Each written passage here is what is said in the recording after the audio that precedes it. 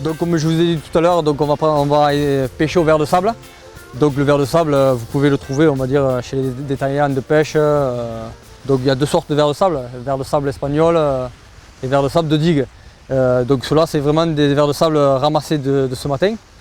Donc moi je fais mes vers donc en plongée.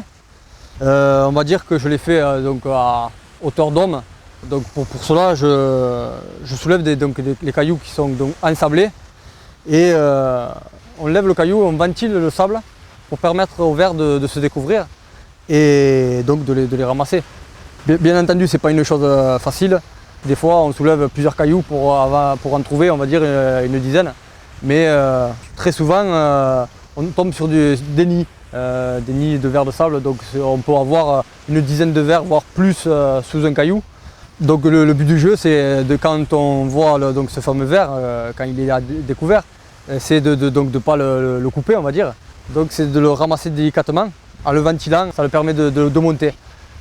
Souvent, c'est vrai que ces vers de sable sont entre deux failles.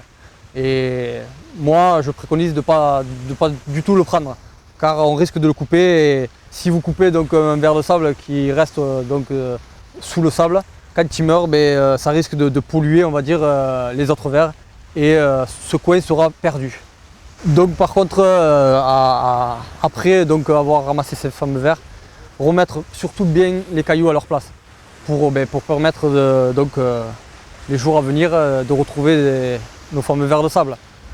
Une chose très importante donc, pour la sécurité, faire attention quand on met les mains dans le sable, aux oursins, aux vers que les gens on va dire, jettent, et surtout aussi aux coquillages qui peuvent être très coupants.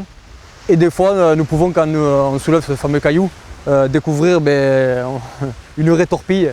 Et donc c'est vrai que la raie torpille, on va dire, elle est pas très dangereuse, mais on risque de prendre un petit coup d'électricité. Donc par contre, c'est vrai que c'est très joli à voir, cette raie qui nous est partie de sa cachette.